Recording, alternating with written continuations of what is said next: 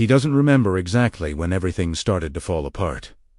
Maybe it was that silent night when he heard the phone ring at 2:17 a.m., or maybe it was long before that, when he was still just a kid holding a basketball bigger than his own hands, believing the world was simple, fair, and that dreams were indestructible. But life always finds a strange way to test those who are born to go far. And in his case, the tests began early, long before he became a known name.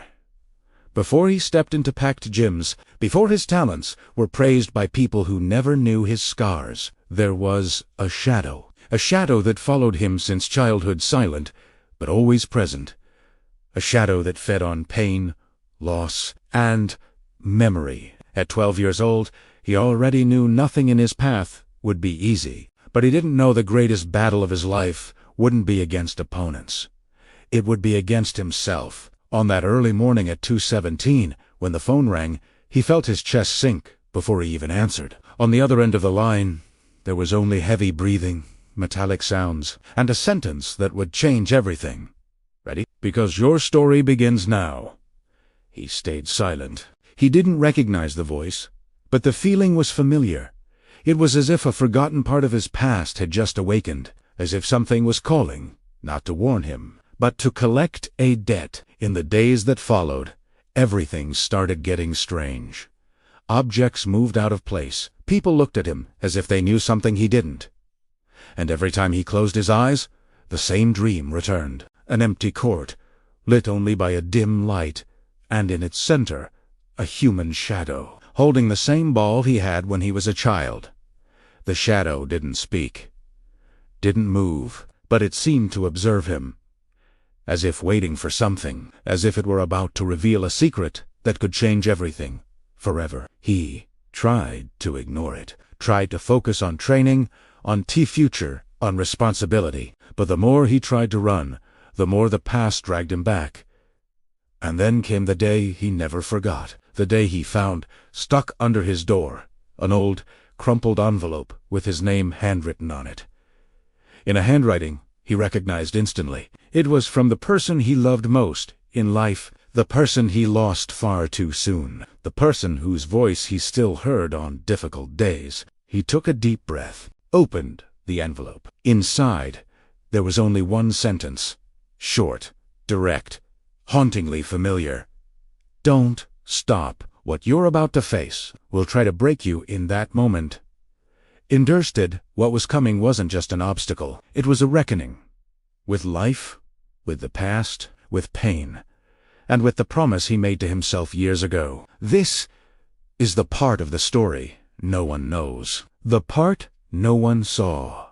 The part that explains why, before fame, before the glory, before the awards, he had to survive the darkness and find strength where no one else would. Because some heroes are born from light, but others are born from shadow. The sun hadn't even risen, but he was already awake, not because he wanted to, but because his world didn't give him the luxury of sleeping in. He slipped on the same worn-out sneakers he had been using for years, the soles nearly gone, the laces mismatched, and stepped outside into the cold morning air. The neighborhood was silent, the kind of silence that feels heavy, like everyone is holding their breath at the same time. Trash cans knocked over. Windows boarded up, walls covered in graffiti that told stories. Nobody dared speak aloud, but none of that mattered to him. He wasn't looking for trouble, he was looking for hope. And hope, para ele, tinha o formato de uma bola de basquete velha, desbotada, que ele segurava com tanto cuidado quanto alguém segura tesouro. As he turned the corner, there it was. The broken court. Cracks running across the concrete like scars, a rim hanging crooked, barely holding on, lines on the floor almost erased by time and rain, grass sprouting through the pavement as if the earth itself was trying to reclaim the place. To everyone else, it looked abandoned, forgotten, useless. But to him, it was home. He stepped onto the court and pressed the ball against his chest for a moment, closing his eyes. Here, he wasn't just a kid from nowhere. Here, no one judged the holes in his shirt or the bruises he carried from a world that was always too heavy. Here, he didn't feel small. The first dribble echoed like a heartbeat. The second one followed. Soon, the entire court seemed alive again, as if responding to him, waking up from its own kind of sleep. He moved with a focus far beyond his age. Crossover. Spin. Drive. Step back. His feet sliding, his breath steady, his mind locked into the rhythm only he could hear. He wasn't playing for a crowd. He wasn't playing for applause. He was playing for survival. Every shot he took carried something. Anger, hope, fear, dreams, everything Kili non chinya, con quem dividir. And every time the ball whispered through the netless rim, he felt a little stronger. A little clearer. A little closer to something he couldn't name yet. But that morning, as the sky finally began to brighten, something changed. He noticed shadows moving behind the fence. Whispers. Laughter. A group of older boys, taller, stronger, confident, in the way only people who never doubt themselves can be. They leaned against the chain-link fence, watching him with smirks. He knew Moit. "Look at him," one of them said. "Little man thinks he's going somewhere." Another added, "Court's broken, just like his chances." The words hit him harder than any foul he had ever taken. For a moment, his hands trembled. The ball slipped. He stared down at the ground, feeling the weight of every doubt he had tried so hard to outrun. But then, slowly, he picked up the ball again, and without a word, he walked back to the top of the key. One deep breath, one steady dribble, one perfect shot. The ball kissed the rim and dropped through. The boys went silent. He didn't look at them. Didn't need to, because in that moment, on that broken court, he made a promise to himself. If the world was going to doubt him, he would just have to become impossible to ignore. Night always felt heavier in his house, not because of the darkness, but because of what it revealed. Silence, exhaustion, and the quiet kind of sadness that no one ever says out loud. His mother sat at the small kitchen table, her hands wrapped around a cup of tea that stopped steaming long ago. She looked tired, not the kind of tired that sleep fixes, but the kind that life carves into a person over time. When he walked in, sweaty from practice and trying to hide a bruise on his arm, she smiled anyway. A soft, brave smile, one that always made him feel both stronger and more fragile. "Long day?" she asked. He nodded, dropping his bag to the floor. He didn't tell her about the older boys. He didn't tell her how their words still echoed in his chest. She already had enough to carry, but she saw the hurt behind his eyes. She always saw. She reached out a hand. He sat across from her, their hands meeting in the middle of the small table. Her fingers were thin, almost cold. It scared him sometimes, how fragile she felt. "You know," she began, her voice a little shaky, "when you were born, they told me you wouldn't have an easy life. They said you'd grow up in a place where people lose themselves before they even get a chance to be found." He kept his eyes on the table, afraid that if he looked directly at her, he'd break. "But I knew something from the moment I held you." She squeezed his hand gently. "You were different. You had light in you." A lump formed in his throat. He wanted to believe her. God, he wanted to. But the world outside kept trying to convince him otherwise. As if sensing his doubt, she stood slowly and walked to a drawer. From it, she pulled something he had unseen in years, a faded photo of him as a toddler, holding a tiny plastic basketball. She placed it in his hand.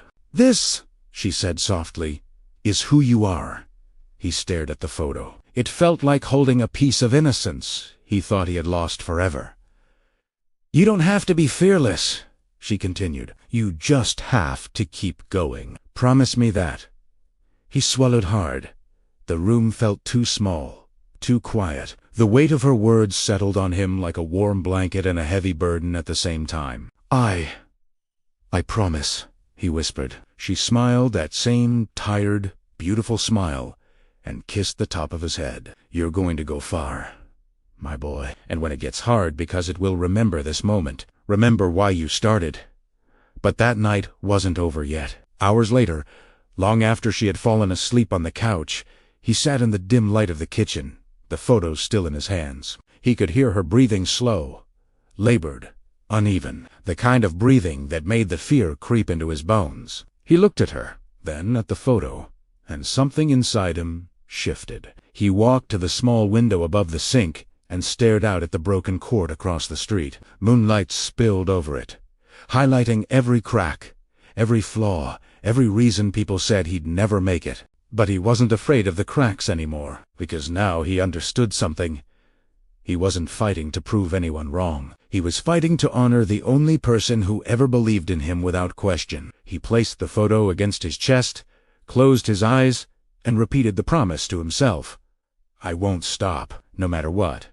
And from that moment on, the promise wasn't cahustuaire. It was to his future, to his dream, to the boy he used to be, and the man he was determined to become. There are days that split a life into before and after, days that mark a person forever, like a scar that never really heals. For him, that day began strangely quiet, the kind of quiet that feels wrong, like the world is holding something back. He woke up to an empty kitchen. No sound of boiling water, no soft humming from his mother, no tired smile waiting for him at the table. Just silence. He called her name once. No answer. Twice. Still nothing. A cold fear gripped him as he walked toward her bedroom. The door was half open, the room dim. She lay on the bed, her breathing shallow, her skin pale in a way he had never seen before. Her eyes fluttered open when he stepped inside. "Hey, my boy," she whispered, forcing a tiny smile. He rushed to her side, his heart pounding so hard it hurt. A hand felt colder than usual. Her voice weaker. "What's wrong, Mom? What's wrong?" He tried to keep his voice steady, but it trembled with every word. She opened her mouth, as if to answer, but no words came out, only a strained breath that sent panic through his entire body. He didn't think. He didn't breathe. "Hey, who's active?" He grabbed the phone with shaking hands, calling for help, stumbling over the address he had said 1,000 times before. The minutes that followed felt like hours, pacing the room, whispering to her, begging her to stay awake, to stay with him. "Mom, look at me! Please, don't close your eyes." But her eyes kept drifting, heavy, almost resigned. When the paramedics finally arrived, everything became a blur of voices, medical bags, and hurried movements. They asked him questions he barely heard. They lifted her onto a stretcher. They told him to stay calm. But how could he? He followed them out the door barefoot, forgetting everything. His shoes, his jacket, the cold morning air slicing at his skin. All he knew was that she couldn't leave him. He wasn't ready. He would never be ready. At the hospital, they took her through double doors he wasn't allowed to cross. He watched them close in front of him, sealing her inside and him outside. A guard told him to sit. A nurse asked if he needed water. Someone touched his shoulder. He heard none of it. Minutes passed, or maybe hours. Time didn't make sense in that waiting room. He stared at the floor, fists clenched, repeating the promise he made to her over and over again, as if the words themselves could keep her alive. Then the doctor walked out. One look at the man's face, and he knew. The world didn't fall apart with an explosion. It collapsed quietly, like a building that had been crumbling for years, finally giving way. I'm sorry," the doctor said. "Sorry." What a small word for something so enormous. He felt the floor tilt beneath him. His legs gave out, and he sank into the plastic chair like a puppet whose strings had been cut. His chest burned, but no tears came at first. Just emptiness, a hollow space where his heart had been. She was gone. His mother. His anchor. His light. The only person who ever saw him completely. Gone. When the tears finally came, they came violently, silent at first, then shaking his entire body. No one tried to comfort him. Maybe they knew no words would matter. He didn't remember walking home, didn't remember entering the house, didn't remember collapsing onto the couch where she used to sleep. What he did remember, what he would never forget, was the photograph. The one she had given him the night before. He found it in his pocket, slightly bent but untouched. He held it to his chest and cried until his voice broke, because now the promise wasn't a choice. It was all he had left. In the middle of his greatest pain, one truth became clear. He couldn't bring her back, but he could become everything she believed he would be. And for the first time in his life, the dream wasn't just a dream anymore. It was survival. Grief changes people in different ways. Some break, some shut down, some disappear inside themselves, never fully returning. But for him, grief lit a fire. In the days that followed his mother's death, the world felt unfamiliar, like he was walking through someone else's life. The house was too quiet, the mornings were too long, the nights were unbearable. But the broken court was still there. The day after the funeral, he went back, not because he wanted to, but because he didn't know where else to go. He stood at the edge of the pavement, staring at the crooked rim, as if it were an old friend who suddenly looked different. He dropped the ball once. The sound echoed through the air like a memory. He inhaled sharply. This was the place where she always watched him from the window, where her voice blended with the sound of bouncing rubber, where she told him he had light in him. Now that light felt like it had been extinguished. Still, he stepped forward. The first dribble was shaky, the second slightly steadier. By the third, something inside him began to settle. Like a storm slowly quieting, he pushed himself harder than ever, crossover after crossover, drives to the basket until his legs burned, jump shots until his shoulders ached, free throws until he could barely lift his arms. Every movement carried purpose. Every breath held emotion too heavy for words. He wasn't training anymore. He was transforming. Hours passed. Sweat dripped from his chin. Pain shot through his knees. His shirt clung to his chest. But he kept going, because stopping meant thinking, and thinking meant remembering, and remembering too much. Then, as the sun began to set, something happened. He took a shot from the top of the key, the same place he had stood days earlier, moments after making the promise to her. Swish, he took another. Swish, another. Swish. It was as if his body remembered the path forward, even when his mind didn't. As if a part of his mother had stayed in the rhythm of his heartbeat, in the strength of his steps, in the echo of the ball hitting concrete.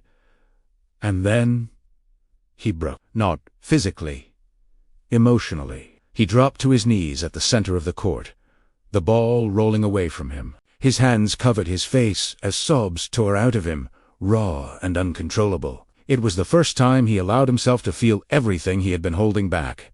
The fear, the loneliness, the emptiness, the rage. The court held him. The sky witnessed him. And when the tears finally ran dry, he looked up at the fading light and whispered, "I won't quit. Not now. Not ever." The words hung in the air like a vow. From that day on, he lived differently. He trained with purpose. He studied harder. He learned discipline, the real kind, born from pain, not motivation. He woke before sunrise, ran before school, trained after class, returned to the court at night. Repeated. Repeated. Repeated. The neighborhood kids began noticing the change. Even the older boys who used to laugh stopped their jokes when he walked past. Something in his eyes had shifted, a quiet, dangerous focus that couldn't be mocked. He was no longer playing to escape. He was playing to become. The cracks in the court no longer discouraged him. The crooked rim no longer bothered him. The uneven pavement no longer slowed him. Because greatness isn't born in perfect places. It's forged in broken ones. And as days turned into weeks, and weeks into months, one thing became undeniably clear. The boy who once doubted himself was gone. In his place, a new version was rising, stronger, sharper, hungrier. A version built from pain, strengthened by loss, and driven by a promise that could never be broken. This was the beginning of his transformation, not into a player, but into a force. The day of the tryout, didn't look special. Cloudy sky, cold wind. A long line of kids outside the gym, each clutching a basketball, each hoping today would be the day their lives changed. But for him, this wasn't just hope. This was survival. This was the promise. This was everything he had worked for in silence. On that broken court no one believed in. He stood in line quietly. The same worn-out sneakers, the same faded shirt, but a different fire in his eyes. He didn't talk to anyone. Didn't to look around. He just bounced the ball slowly, rhythmically, like a reminder to himself that he belonged here. When the doors opened, the gym erupted with sound. Sneakers squeaking, balls thudding against hardwood, coaches barking instructions. It was Charles. Beautiful, electric chaos. But to him, it was overwhelming. For a moment, doubt crept in the same whisper he thought he had buried. You're not good enough. You don't belong here. He closed his eyes, inhaled deeply, and pictured his mother's face, her tired smile. Her voice, her belief, the doubt disappeared. When the coach blew the whistle and shouted, "Warm up!" he stepped onto the court, as if stepping into destiny. The other players were bigger, faster, louder. Some wore expensive shoes, others had private trainers. He had none of that. He had hunger, and hunger is undefeated. During the first drill, he stumbled. The coach barely looked at him.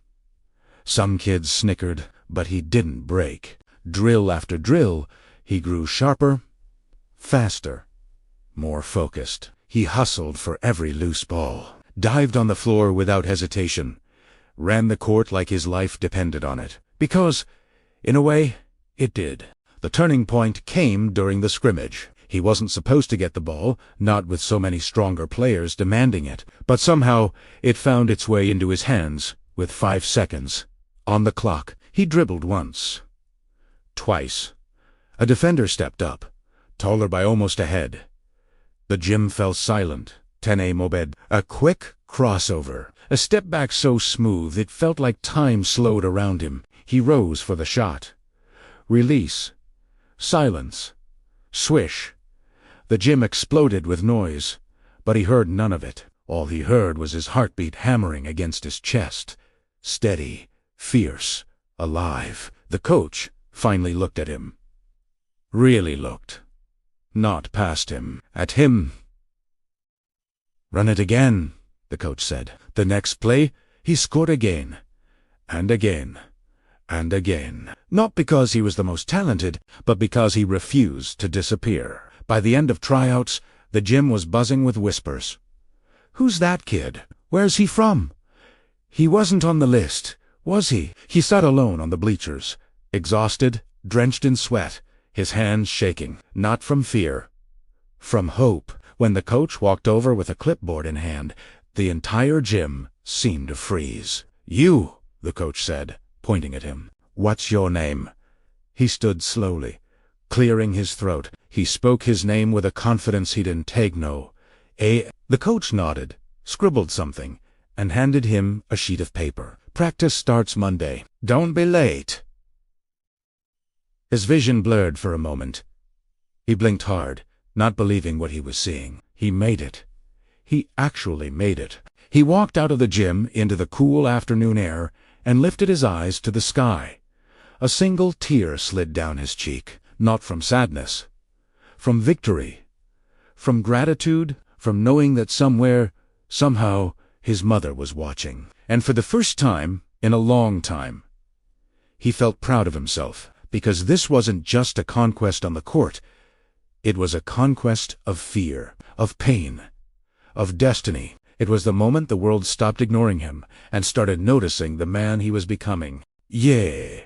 Passé. The broken court was still there, cracks deeper, lines more faded, rim more crooked, but he was no longer. Now he stepped onto polished hardwood floors, bright lights, paquet d'arenas, crowds chanting his name like a prayer. He had crossed the distance between nowhere and everything.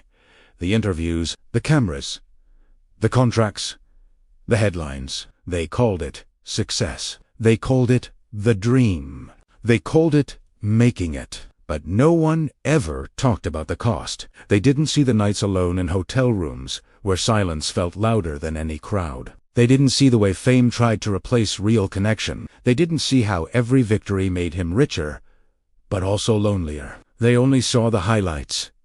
Not the weight, not the pressure. Not the part where he sometimes looked in the mirror and barely recognized the boy who once played on cracked concrete with nothing but hope and a promise. One night, after a sold-out game, after the last autograph, after the last camera flash, he stayed behind in the empty arena. The floor was still warm from the game. The air still heavy with echoes. He sat down at half-court, closed his eyes. And for a moment, he was back there again. The broken court, the cold mornings, the silence at home, his mother's voice telling him he was different, the promise he made when he had nothing. He opened his eyes and looked around the massive arena.